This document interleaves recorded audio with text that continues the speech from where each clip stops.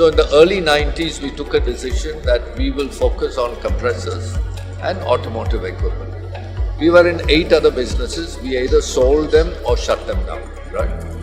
And then we looked at the compressor business. The Indian market was small. But even to compete in the Indian market, in the new reality where all the global competitors were going to come in, our technology, our quality, our manufacturing was not good enough to stay relevant even in India. But in order to be relevant and competitive in India, we had to invest a lot of money, and Indian market was not big enough. So logically, it made sense for us to build a global enterprise, right? So that's how the journey started.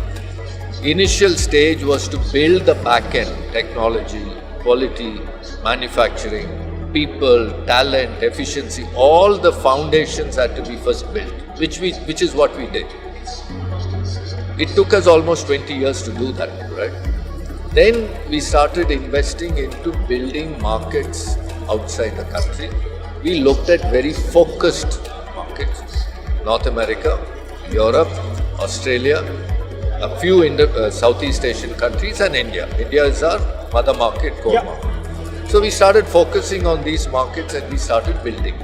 Now, if you want to be a global player, you can't be sitting in India trying to do some export through some distributor. You have to be in the market. You have to provide local support, local connections, local relationships have to be built. And that's really the genesis of our presence in Europe, right? So we have assembled an outstanding team of people here. The whole of Europe, we have close to about 120, 130 people working in the ELGi business in Europe. All these are experts with very strong relationship with customers and distributors in the compressor business. So this is a very serious thing. I mean, this is not like focus on India and do some international business as a bonus. Actually, the global business is central to us, right? And that's what we are trying. Today, we are number 6 in the world, right? But it was a slow journey and there are challenges. So people see us and say, oh, we are successful. All this success is on the foundation of hundreds of failures, right? And you can't say, I want to avoid failures. It's not possible, right? The main thing is to keep focus on the goal.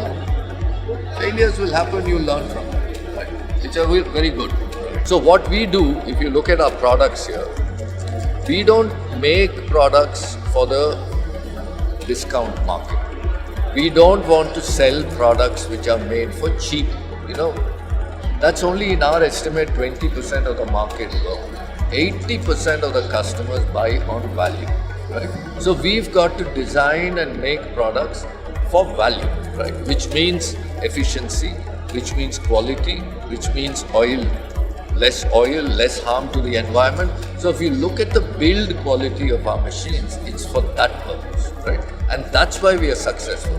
If we had come to Europe and made a cheap product, right, we would not be successful. It's not possible. Look at a compressor. 75 to 80% of the life cycle cost is energy, electricity that was used to run the compressor. People think that cost of the compressor is only 9-10%. 75 to 80% is electric. So we have to be the most efficient, right? And by bringing in that efficiency, we bring that value to the customer, right? And if you look at many of our machines here, they are the best in class as far as efficiency is concerned.